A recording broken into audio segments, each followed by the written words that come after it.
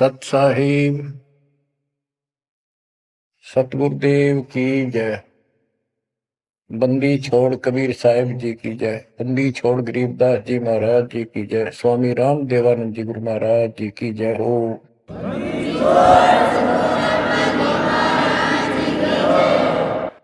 सर्व संतों की जय, सर्व भक्तों की जय, धर्मी पुरुषों की जय। श्री काशी धाम की जय, श्री सुडानी धाम की जय, श्री करोथा धाम की जय, श्री बरवाड़ा धाम की जय। सत साहिब गरीब नमो नमो सत्य पुरुष को, नमस्कार गुरु के नहीं। सुर नर मुनिजन साधु, संतों सरस दीन। सतगुरु साहिब संत सर, दंडवतन प्रणाम। आगे पीछे मत हुए, किनको गापुरवान। कबीर सतगुरु के उपदेश का सुनिया एक विचार। जय सतगुरु मिलते नहीं, जाते नरक द्वार। नरक द्वार में दूत सब करते खेचा तान। उनसे कभू नहीं छूटता, फिरता चारों खान। कबीर चार खानी में भरमता, कबहू न लगता पार। सो फेरा सब मिट गया, मेरे सतगुरु के उपकार। जय जय सतगुरु मेरे की,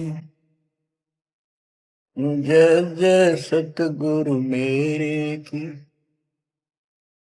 सदा साहिबी सुख से वसियो,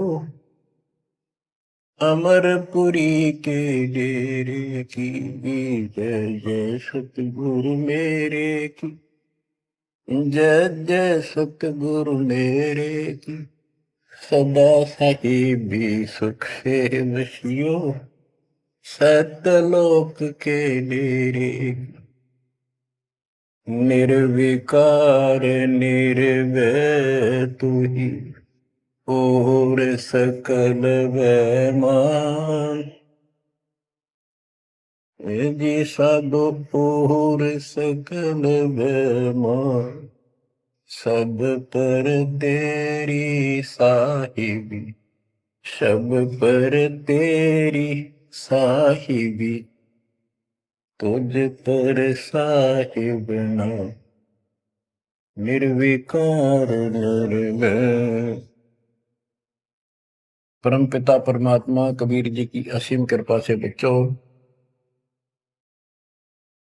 आज हमारे अंदर अपने घर जाने की प्रबल प्रेरणा हुई है। बच्चों, कोई भी काम है उसकी विशेष जानकारी होने के बाद उसमें रुचि बनती है। किसी प्रकार अब हमें पता चला है कि इस लोक में हम गलत स्थान पर रह रहे हैं, और आपको यह भी याद दिला जाता है कि ये शरीर नहीं रहेगा। जिस परिवार को देखकर हम खूब खुश हैं, और होना भी चाहिए, पर ये साथ कितने दिन का है यो तक भी ध्यान देते नहीं। इसके ध्यान ना देने से हम जन्म और मरण के इस महान कष्ट को भोग रहे हैं, इस महान कष्ट को झेल रहे हैं। अभी तक कोई इस तरह सच्चाई कहने वाला नहीं था। जैसे कोई यूं कह देता ना, भाई ऐसे ऐसे वो हो सकता है, मृत्यु हो जाएगी, तो यूं कहा करते भाई, तो भाई ये बात ना बोला, मृत्यु हो जाएगी, अच्छी बात बता। यानी यूं कहना बुरी बात मानने थे कि यूं ना कह, मौत भी हो जाएगी कभी। संसार भी छोड़ना पड़ेगा। यानी इस सच्चाई को अवॉइड करने की चेष्टा करते थे। तो बच्चों, कबूतर क्या करता है, जब बिल्ली निकट आ जाती है वो डर जाता है, उड़ने की बजाय आंखें बंद कर लेता है और सोच लेता है खतरा टल गया, तो वो उसकी गर्दन मरोड़ के खा जाती है। अब आंखें बंद करें काम नहीं चलेगा, ये तो खोलनी पड़ेगी, हिम्मत करनी पड़ेगी, यहां से उड़ना पड़ेगा, काल से बचना पड़ेगा। पहले जैसे 12 कबीर पंथ चले हैं, उससे पहले ये हिंदू समाज, हिंदू धर्म, उसके बाद ये यहूदी धर्म, ईसाई धर्म, फिर मुसलमान धर्म, जैन धर्म, और ये 12 पंथ, इनमें ज्ञान तो बताया जाता था कि भक्ति कर लो, नहीं तो 84 लाख योनियों में जाना पड़ेगा, पशु पक्षी बनना पड़ेगा। और आत्मा डरती भी थी, भक्ति के लिए प्रेरित भी होती थी, लेकिन वो भक्ति शास्त्र विरुद्ध थी, शास्त्र में प्रमाणित नहीं थी, और वो ज्ञान भी शास्त्र प्रमाणित नहीं था। श्रीमद् भगवत गीता अध्याय 16 श्लोक 23 में स्पष्ट किया है कि शास्त्र विधि को त्याग कर जो अपनी मर्जी से मनमाना आचरण करते हैं अपनी इच्छा से, उनको न सुख होता है, न कोई सिद्धि प्राप्त होती है, और न ही उनकी गति बढ़ती। या तो ये कहो कि गीता गलत और ये झूठे गुरु सच्चे, इनमें से एक को रिजेक्ट करना पड़ेगा, लेकिन गीता को कोई रिजेक्ट कर नहीं सकेगा। आखिर में इन झूठे गुरुओं को त्यागना पड़ेगा। बच्चों, परमात्मा के पाने के लिए, उस सुख को प्राप्त करने के लिए कितने कितने कष्ट झेले हम महापुरुषों ने, हमने भी उठाए। हम ऋषि बने, ऋषि बनकर कठिन साधनाएं की, जैसा लोकवेद दंत कथाएं सुना करते थे, उसके आधार पर सिद्धियां आ गई, सिद्धियां दिखाकर फिर प्रसिद्धि होगी, उस प्रसिद्धि के ऊपर हम प्रसिद्ध हो गए और खूब महर्षि प्रसिद्ध हो गए। अब पता चला वो प्रसिद्धि कैसी थी, जैसे आपको राबिया का प्रमाण बताया, 4 साल की ठीक साधना से ऐसे ऐसे चमत्कार भी हो गए, मक्का उठ के आ गया, लेकिन भविष्य जीरो हो गया उसका, सिर भी काट दिया, इतनी प्रेरित थी भगवान के प्रति, लेकिन नथिंग, कुछ नहीं हुआ। काम तो अब बनेगा जब बनवाया जा। गरीब ये जीवन सफल है, जब लग राम रटंत, देखोरी को जाने दे, भरम पड़े हैं पंथ। इस मनुष्य जीवन की सफलता उसी की है जो परमात्मा की भजन करते हैं, अन्यथा इसका कोई यूज नहीं।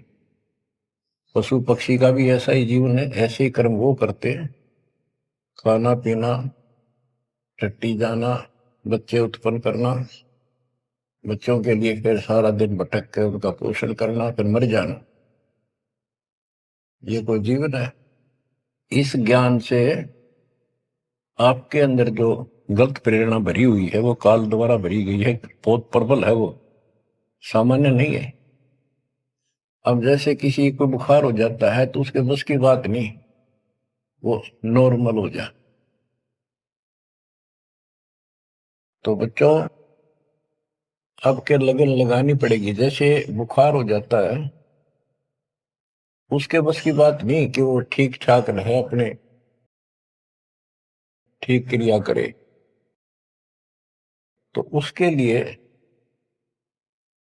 औषधि की आवश्यकता पड़ती है, और जब नॉर्मल हो जाएगा फिर सारे काम ठीक करेगा। इसी प्रकार ये आपके बस की बात नहीं है जो आप जिस व्यवस्था में लग रहे हो, ये इस ज्ञान से, इस भक्ति से आपका यो अज्ञान हटेगा, ये जिससे प्रभावित हो बुखार हटेगा, फिर आपकी लगन अदब से बनेगी, अलग से बनेगी।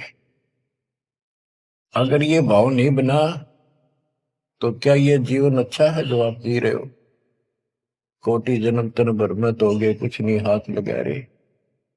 कुकर कुत्ता, सुकर सुअर, खर गधा, कौवा बुगला, बता इन प्राणियों के शरीरों में असंख्यों बार कष्ट उठा लिया अपने को, असंख्यों बार, एक बार नहीं। तो क्या इस प्रोसीजर को जारी रखोगे? मेरी आत्मा तो मान नहीं रही कि आप इसको स्वीकार कर लोगे। और अब भी आपकी आंखें नहीं खुलेंगी और आपकी प्रेरणा नहीं बनेगी, तो फिर इंसान नहीं, पत्थर हो तुम, पत्थर। कोटि वर्ष करे संगत संतों की, पत्थर का जल में क्या बूझे। चंदन बन में रंग ला दे, एक बांस बिटन भी ना सीखे। पत्थर को जल में डाल दे, कितने गहरे जल में डाल दे, कितने दिन डाले रखे, उसका कोई असर जल का नहीं होता। नहीं, जल से तो नरम होता है पदार्थ। बाहर निकालते उसको घिसा दे दूसरे पत्थर से, जो का तो चिंगारी निकलेंगे। तो पत्थर जैसे प्राणियों को किसी चीज का असर नहीं होता। ये अमृतवाणी उन पुण्यात्माओं को झंझोड़ कर रख देंगी जिनकी आंखें काल में अज्ञान से बंद कर रखी। उस परम पिता के घर जाने के लिए, सुख को प्राप्त करने के लिए गरीबदास जी बताते हैं कि मंसूर मैसूर क्यों हो गया, शरीर पासी प्रवेश और जाके ऊपर एती नोबती। कैसा है वो देश? उस परमात्मा के सुख को, सतलोक को प्राप्ति के लिए, उसकी प्राप्ति के लिए टुकड़े टुकड़े शरीर करा दिया मंसूर अली जी ने, पीछे नहीं हटा। तो गरीबदास जी कहते वो सुख कितना होगा जिसके लिए शरीर भी खत्म कर दिया, कोई नो प्रॉब्लम। और ये शरीर तो आपका रहेगा नहीं, गारंटीड है। इसलिए बार बार याद दिलाता हूं कि हमारे ऊपर नशा जबरदस्त कर रखा काल ने। ये आपके बस की बात नहीं, ये तो ये एंटीबायोटिक आपको प्रेरित रखेंगे। आप भक्ति भी करोगे, बुराइयों से भी बचोगे, और अपने घर जाने की प्रबल इच्छा बने। जहां आशा ता बासा हुई, मन कर वचन सुमरियो सोई। गिरिव नरसिंह रूप सतगुरु धरा, प्रहलाद भगत के काज। हिरणाकुश को ले गया, जो तितर को बाज। परमात्मा कबीर जी ने ही नरसिंह रूप धारण किया। ये सारा श्रेय अभी तक श्री विष्णु जी उर्फ श्री कृष्ण जी को दिया जा रहा था। जो भी है, परमात्मा चाहते हैं कि किसी तरह इनकी भक्ति में आस्था बनी रहे। ये किसी को मानकर भक्ति कर रहे, करते रहो, उससे मिलना कुछ नहीं, पर पिछले संस्कार से मालिक उनकी मदद स्वयं करते हैं। गरीब नामा का देवल फेरा, मुई जवाई गाय। पीड़ा मेरी संत की, छान छवाई आए। कबीर साहब कहते हैं, दो दिन मेरी शरण है, ताका हूं मैं दास। दास में नौकर, गुलाम, और गैल गैल लग गया करो जब तक धरती आकाश। नामदेव नाम के महापुरुष पिछले संस्कारी थे। परमात्मा कबीर जी कहीं भी आश्रम बना के कुछ करने के लिए रह जाते हैं, एक गुरु की भूमिका करते हैं। अपने बच्चों को, वहां आसपास के क्षेत्र के बच्चों को ज्ञान सुनाते हैं। कोयल के बच्चे ज्ञान को सुनकर, आवाज को सुनकर उनकी तरफ खींचे आते हैं, सोबे वाले रह जाते हैं। तो उस समय रंका और बंका दोनों पति पत्नी थे। एक उनकी बेटी थी वंका। नामदेव भी उसी समय परमात्मा कबीर जी के शिष्य हुए थे जब वो वहां संत रूप में लीला कर रहे थे। हम ज्ञान सुन लेते हैं, सारी बात करते हैं, पर अपनी जो पूर्व प्रेरणा है, पिछले जन्म के संस्कारों से भी हम बाज नहीं आते। अब नामदेव जी जा रहे थे, एक मंदिर में आरती हुई थी, ब्राह्मण लोग आरती कर रहे थे, और उसके ऐसी धुन चढ़ी कि वो भी मंदिर में पहुंच गया। हाथ में जूते निकाल लिए अपने, जैसे ये बजाते हैं ताल, उस तरह बजाने लग गया, घंटी बजाते हैं। और बजाता बजाता आरती में मगन होकर उनके ब्राह्मणों के बीच में पहुंच गया, यानी पत्थर की मूर्ति के सामने पहुंचना चाहा। पंडितों ने पकड़ कर उसको बंदर के पीछे फेंक दिया। ये शूद्र छोटी जाति का समेत जूतों में आ गया, हमारा धर्म भ्रष्ट कर दिया, हमारे भगवान को इसने रुष्ट कर दिया। तो परमात्मा वो तो फिर भी पड़ा पड़ा मालिक की आरती कर रहा था, लो लगी थी दाता में। परमात्मा उस मंदिर का मुंह नामदेव की तरफ कर दिया, और पंडित पिछली साइड में खड़े घंटी बजा रहे थे, आश्चर्यचकित हुए।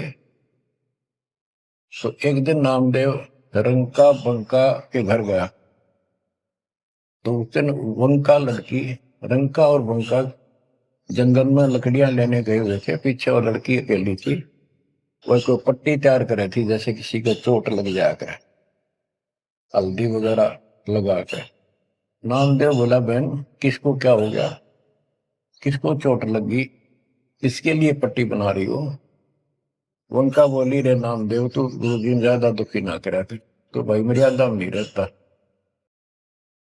वहां के जरूरत है तेरे को जाने जिस मंदिर में, अपना मंदिर में जाना भगवान अलाउड थोड़ा कर रखा है, मानता नहीं तो तेरे लिए, तेरी इज्जत रखने के लिए गुरु जी तेरे मंदिर फेर गए थे, हाथा चोट लगी भाई, उनका पट्टी बांधो। नामदेव गया, देखा तो सचमुच गुरु जी के हाथों में चोट लगी हुई है, और वो कान पट्टी बांध। हम भक्ति भी करते हैं पर अपने संस्कार फिर भी कोई न कोई अड़ाए रखते हैं, ये परमात्मा को परेशान करते हैं आप। अब आ गया है कति पीक टाइम, अब ये बात नहीं चलेगी। पहले तो चलो को रह गए, कोई बात ना, पैर पकड़ लिए भगवान ने, अब क्या फिसल गया पैर तो पता नहीं कहाँ पड़ोगे जाकर। ऐसा अजब गजब का ज्ञान दे दिया, ऐसा समाधान आपको दे दिया, और ऐसे समय में मानो श्री मान, तो आंखें खोल लो बच्चों। गरीब नामा का देवल फेरा, मुई जवाई गाय, पीड़ा मिट्टी संत की छान छवाई आए। अब एक जिसमें नामदेव जी ने मंदिर घुमा दिया, घुमाया तो मालिक ने था, लेकिन मालिक अपने नाम नहीं लेते, दादू सिर दरजीव के आप बगल हो जाए, करा करावा साइया मन में लहर उठा, दादू सिर दरजीव के आप बगल हो जाए। उनकी महिमा ज्यादा होगी, मुसलमान धर्म के लोगों को दिक्कत हुई, उन्होंने राजा को कहा कि ऐसे ऐसे काफिर है, वो दुनिया को गुमराह करता है कि मुर्दे जिंदे कर देता है, मंदिर घुमा दिया, ऐसे कर दिया। राजा ने पकड़ के बुलाया और कहा, ये गाय काट दी वहां पर, इसको जिंदा कर, जब जाने तो संत है, नहीं तो तेरे को आज तेरी गर्दन यही काट दूंगा। कबीर साहब कहते हैं, हम फिर वहां गए बच्चे, अपने बच्चे के लिए, और उस गाय को जीवित किया। जैसे पुराने समय में संस्थान झोपड़ी डाला करते थे, हट घास ग्रास की, और वो साल भर में कंडम हो जाती थी, तो बारिश आने से पहले उनको फिर से या तो नई डालते थे या तो उनमें कुछ रिपेयर किया करते थे। नामदेव की माता जी ने कहा, बेटा अपनी छान ठीक कर ले झोपड़ी, बारिश आने वाली है, मौसम निकट है। वो कहने लगा, ठीक है माता जी, जाता हूं मैं जंगल से सर काट के लाता हूं, वो सरकंडे से घास फूस। रास्ते में सत्संग हो रहा था, सत्संग सुनना, फिर वहां सेवा में लग गया। शाम होगी, वापस आ गया। उसकी माँ बोली बेटा ले निकल घास फूस। माँ ऐसे ऐसे सत्संग में चला गया, ध्यान नहीं रहा। अगले दिन फिर ऐसे ही। उसकी माँ बोली भाई देख ले तो बारिश हो जाएगी, कुछ दिन सारे कपड़े भीजेंगे, अपने भीगेंगे, बहुत नुकसान हो जाएगा।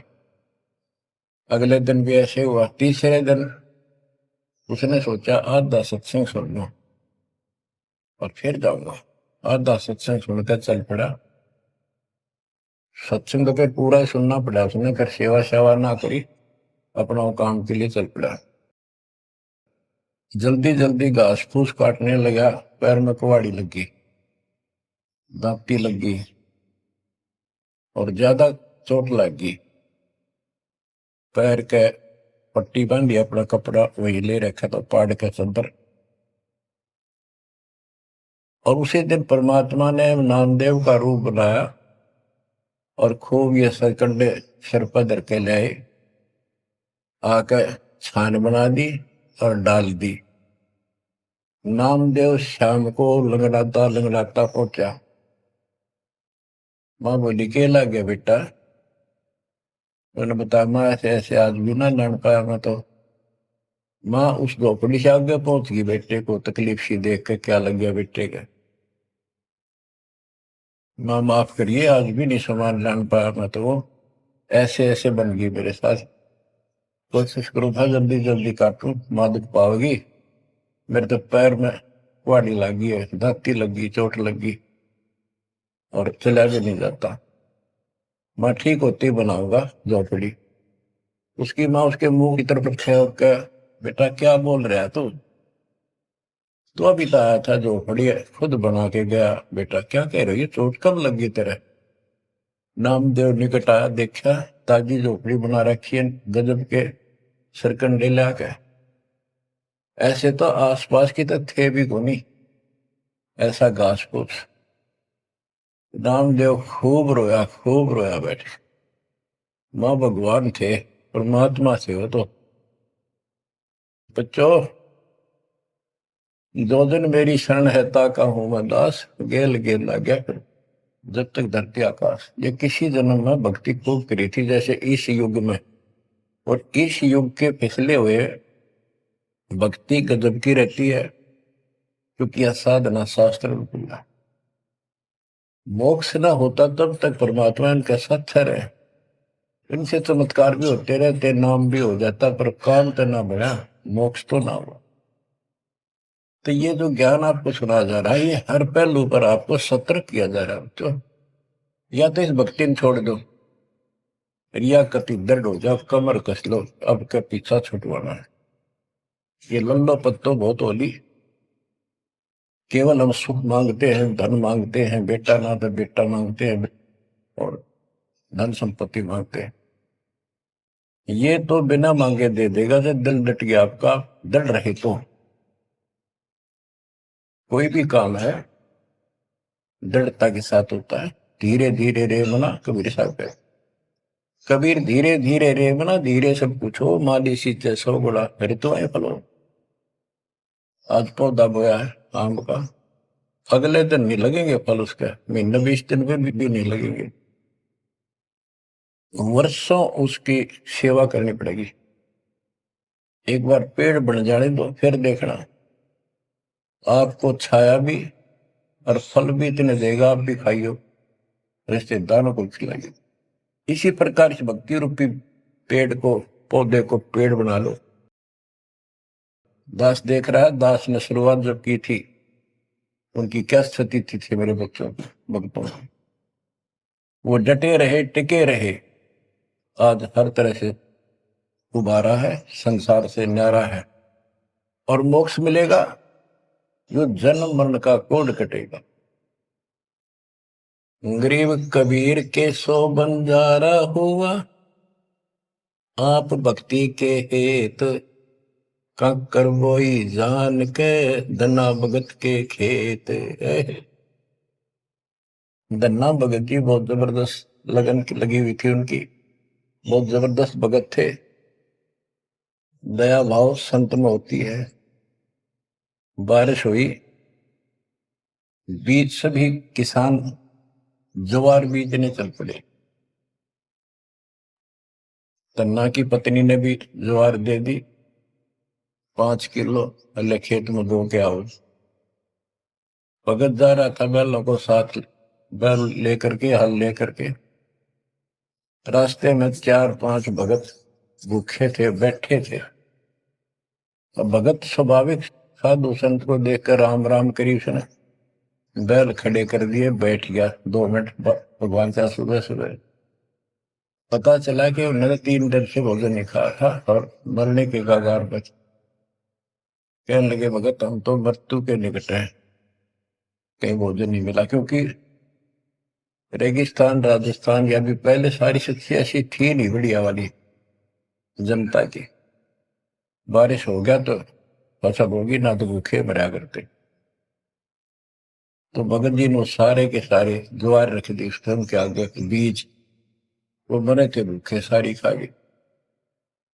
अब वो चल पड़े। भगत जी ने सोचा ही वे घर वाले लड़ेंगे, पत्नी भी गर्म मिजाज की थी, और इसमें तो भाई कोई भी टोक दे, बीज भी कित खा गया तो कित खो दिया। किसान का तो जीवन होता बीज। लेकिन उसने परिवार न्यौछावर कर दिया। कक्कर इकट्ठी की लोगों को दिखाने के लिए, जैसे और बीज बो रहे थे ऐसे कंकर बखेर के हलवा के सामने घर आ गया।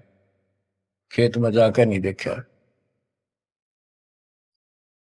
कुछ दिनों के बाद औरों के तो ज्वार गजब की उगरी, और भगत जी के खेत में तुम्बे मतीरों की बेल उगरी बिना गिरती। फिर मतीरे लग गए मोटे मोटे ये तुम्बे। अब क्या होता है कि भगत जी के खेत में, धन्ना भगत के खेत में बहुत ज्यादा बेल उगी मतीरों की। मतीरे से मोटे मोटे लाग गए, ऊपर नीचे पड़े न भरी दिखे उनका खेत भरा। कुछ दिन के बाद क्या होता है कि बारिश ना होने से उस क्षेत्र में अकाल जैसी स्थिति होगी। वह ज्वार किसी का हुई, किसी की थोड़ी बहुत हुई, बिल्कुल नहीं हुई।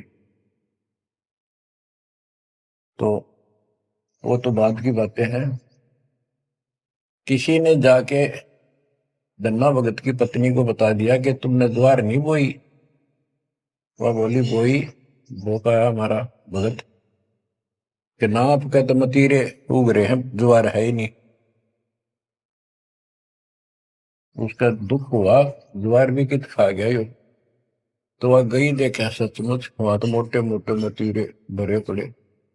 एक मतीरा यानी एक तुम्बा लेकर चल पड़ी। धन्ना भगत को पता था कि बात आज बिगड़ चुकी है। उसके बाहर जाते ही भगत वहां आ जाते थे, उसके रहते नहीं आते थे। वह जल्दी वापस आ गई। धन्ना भगत ने सोचा था शाम तक आओगी। भक्तों से कहा तुम जाओ, बात आज गड़बड़ है। सिर पर मतीरा रख रखा। आते उसने मतीरा सिर में मारा धन्ना भगत का। धन्ना भगत जी ने थोड़ा बचाव किया तो धरती में लगकर फूट गया। फूटते उसमें ज्वार निकली जैसी बीज की साफ सुथरी भेजी थी। अब भगत जी तक टेढ़ा पड़ा, सिर बचाया, और वह देवी देख रही थी, कभी धन्ना भगत को कभी ज्वार को। तो वह बोली ये कहां से आ गई ज्वार इसमें। धन्ना भगत नहीं बोला। वह फिर खेत में गई, वह ज्वार उठाकर अंदर रख ली। वहां जाके देखा कपड़ा बिछाकर मतीरे फोड़न लागी, ढेर लाग गया। गठड़ी बांध के चल पड़ी, ढोण लागी ज्वार। अरोरा की ज्वार कति कंडम सी होगी, वो ये को ना खड़ी तो रही, पर बस उसमें बीज नहीं बना, सूखी सूखी सी खड़ी। अब वह 3-4 गठड़ी 5-6 गठड़ी ले आई भर भर का। भगत बोला जितनी आपने अपनी होनी चाहिए थी ना तेरे खेत में उतनी रखना, ज्यादा ना लेना। भगतमती ने बोली तू तो ऐसे करा कर, भगवान ने दी है सारी लाऊंगी। वह गठड़ी भर का चाली जब उसका कोटा पूरा हो लिया, वहां तक तब बहुत मरती आई, बाहर खूब लग गया, उतारी तो सारा फूस बना पाया, एक फेर लाई वो भी नहीं हो गया, हार के बैठ गई। फिर धन्ना भगत के खेत में ज्वार निकला, तुम्बों से ज्वार ज्वार निकला, गांव इकट्ठा हो गया। भगत बोला भाई अपनी बांट लो थोड़ी थोड़ी, तुम सारे भूखे मन तो बच जाएगा गाँव। तो सब ने अपने हिसाब का थोड़ा थोड़ा ले लिया और फिर भी उभरती रहेगी। बच्चों, ये बातें कोई बनावटी नहीं है। जिनने भगवान के ऊपर समर्पण किया, जो भगवान पर समर्पित हुए, भगवान ने कभी उनका मारा नहीं। चारों युगों को देख लो, हमने किसका रखा मारा। तो बच्चों, ये महापुरुषों की जो कथाएं हैं आज अपने काम आऊंगी। आप एक बार लग कर देखो इस मार्ग, कोई जगह नहीं रहेगी आपको अगर मगर करण की स्मरण को, कति परमात्मा हर तरह से संतुष्ट कर देगा। दास अपनी एक कथा बताओगा। हम सुनते थे कि द्रौपदी का चीर बढ़ा दिया भगवान ने, पर ये नहीं पता था क्यों बढ़ाया था। वो तो अब इस तत्व ज्ञान से निखार हुआ कि कबीर परमात्मा ने एक लीला करके उसका लीर ग्रहण किया कपड़ा, और उसके कारण बढ़ा था। तो इससे किसी को कहते वो मानता नहीं था, ये कोई बात है, कैसे हो सकता है, ऐसे नहीं हो सकता, वैसे नहीं हो।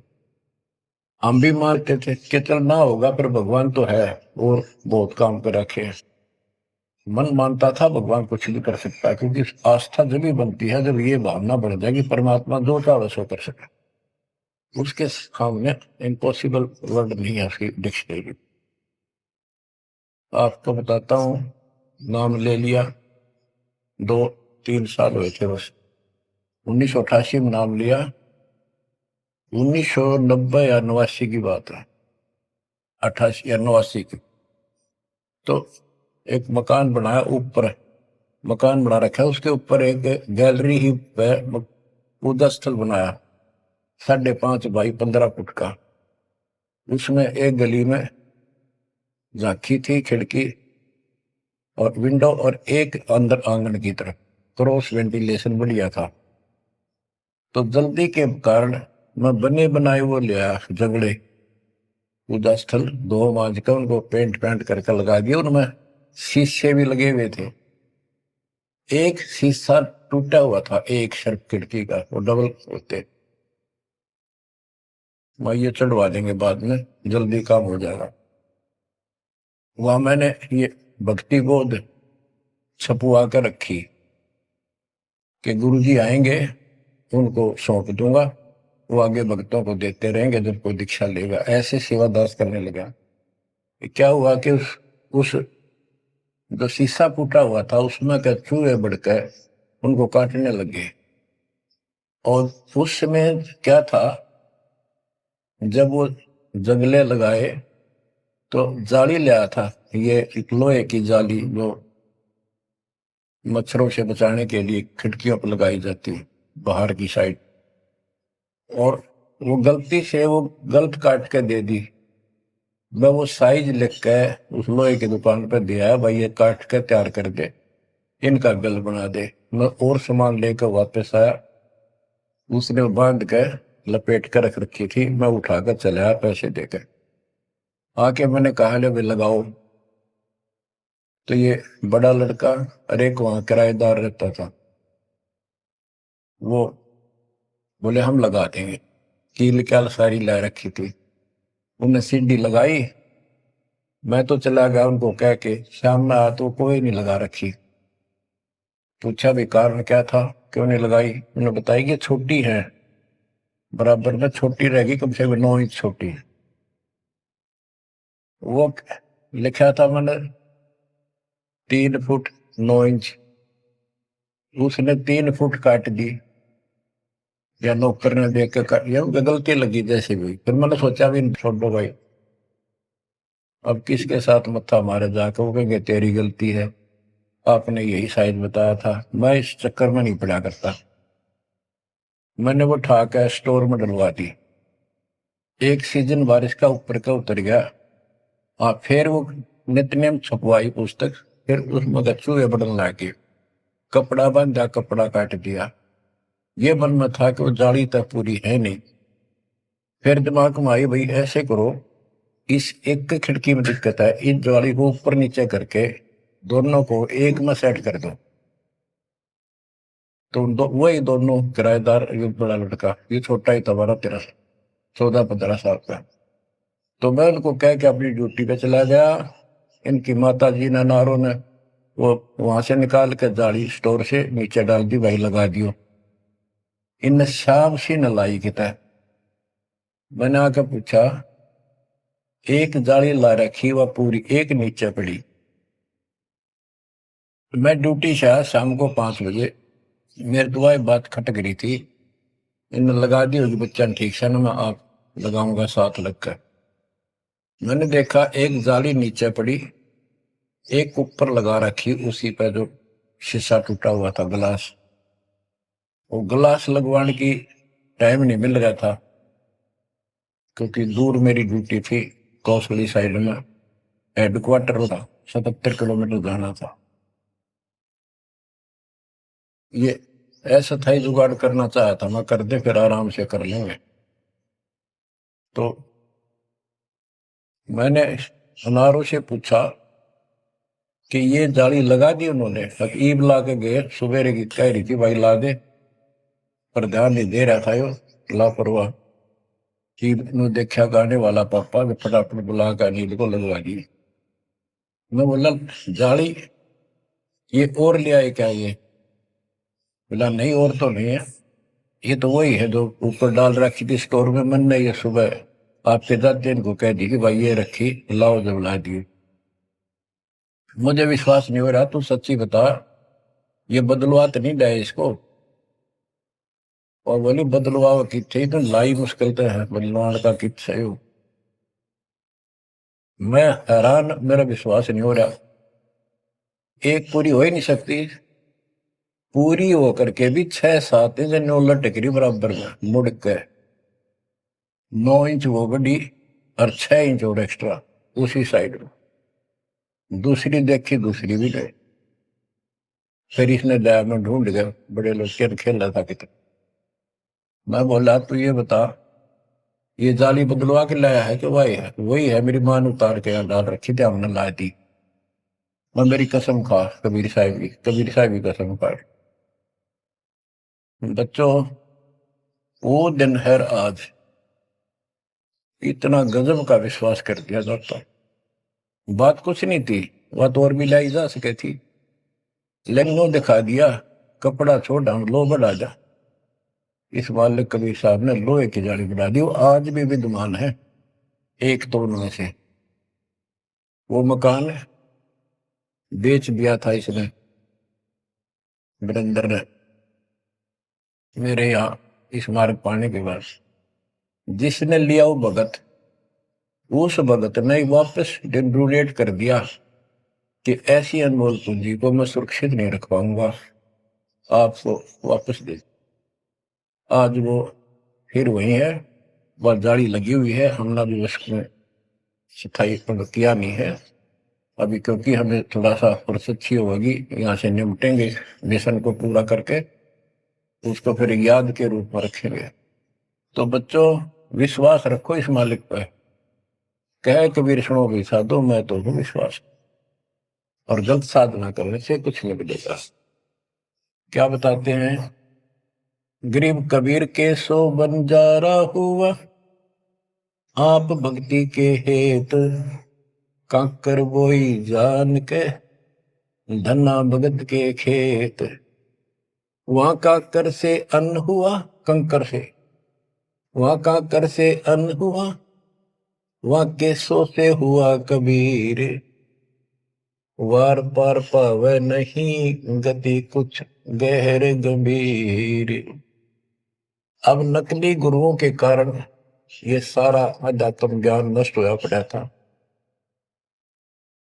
उसके बारे में कबीर साहब बताते हैं, गरीबदास जी बताते हैं, गरीब विष्णु त्रिलोकी नाथ के, परचे कोटि अनंत, भक्त वत्सल भगवान है, क्यों निंद है संत। यानी भगवान में आस्था बनाए रहने के लिए परमात्मा ने इन पर विष्णु जी को निमित्त बनाकर लीलाएं की। कहते इनको विशेष वो ना समझो, ये भी अच्छी आत्मा है, 3 लोक के नाथ है। अब जैसे कोई मंत्री है, उसकी भी पावर होती है, उसको ये कहना तो कुछ नहीं है, प्रधानमंत्री सब कुछ है, ये तो लड़ाई वाली बातें हैं। ये तो सतीथी बताई है, इनकी इतनी औकात है, इतनी ताकत है, उनकी इतनी है, इनसे हम दूर नहीं हो सकते और इनको एज ईस्ट पूज भी नहीं सकते कि ये करतार बने हुए हैं अपने आप। ये वो करतार नहीं जो होना चाहिए। गरीब करता ऊपर चोटे है, कहते हैं करतार, मूल लह नहीं मूर्खा, गिनते हैं क्यों डारे। ओए होए, कि जितने करतार अपने आप बना रखे तुमने, राम कृष्ण विष्णु, ये फिर कितने बना रखे। कर्ता ऊपर चोट है, जो एक करतार को छोड़कर अन्य जो कर्ता बनते हैं उनकी दुर्गति होती है। रामचंद्र देख लो, सारी उम्र दुखी रहा और कर्ता बन रहा था, लोग भगवान के थे भी मान लेता था, आजीवन कष्ट रहा, अंत में सरयू नदी में जल समाधि ली, डूब का मेरा। कृष्ण जी सारी उम्र दुखी रहा, सुख का सांस कभी नहीं, कभी कंस, कभी केसी, कभी चाणूर, कभी कुछ पूतना, और आखिर में दुर्वासा के श्राप से कुल उनके सामने नष्ट हो गया। जिसका कुल सामने मरे है और पश्चात वो जीव है, सबसे निर्भाग आदमी है। सब कष्टों को देख कर रो रो के टाइम काटा, आखिर में एक विषाक्त तीर से मारेगा, विषाक्त जहर से बुझे हुए एरो तीर से मारेगा। अब क्या बताते हैं, गरीब करता ऊपर चोट है, कहते हैं करता रे, मूल लह नहीं मूर्खा, गिनते हैं क्यों डारे। के मूल की पूजा क्यों नहीं करते, डालियों ने क्यों गिनते फिर हो तुम, कितने भगवान है, कितने टहनी है। मूल से सब कुछ होता है। गरीब सतगुरु साहिब एक है, दूजा भरम विरोध, बिन सतगुरु सूझे नहीं, चाहे पढ़ो 18 बोध।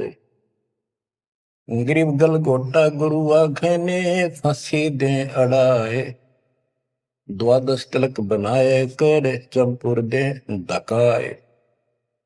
कि ये इंसान का नाश करने, मनुष्य जीवन को बर्बाद करने वाले, ये बाह्य दिखावा करके द्वादश तिलक 12 तिलक बना लेंगे, कंठी माला पहन लेंगे, लाल कपड़े, बड़ी बड़ी दाढ़ी मूछ उठा लेंगे या घुटन घोट हो जाएंगे, मूड मुड़ा लेंगे। ये गड़गोटा है, ये काल की फांसी लिए कर रहे, झूठी साधना करवा के। कहते द्वादश तिलक बनाए कर लोग इन पर कुर्बान हो जा, साधु है, और जमपुर दे धक्का, यानी उस नरक में धक्के ते ठोक दे, या साधना गलत पे जाएगा फिर वो। गिरव झूठे गुरु का नाक ले, फिर श्रवण और नैन, सतगुरु बोले साखिए, दूर कर पोकट फैन। कहते नकली गुरुओं का इनका जूते मारे, नाक काटे, यानी कहने का भाव है कि इनका बच जा, दूर हो जा, फूक दे। फूकना मतलब ये नहीं आग लगा दे या उन्हें मार दे, उन्हों को आगरे। कैसे यह कहावत हमारे यहाँ कि इसने फूक दे एक तरफ, जैसे कोई सामान मंगाया, इसकी जरूरत नहीं, कौन उठा ला, ना फूक एक तरफ, यानी पटक दे दूर।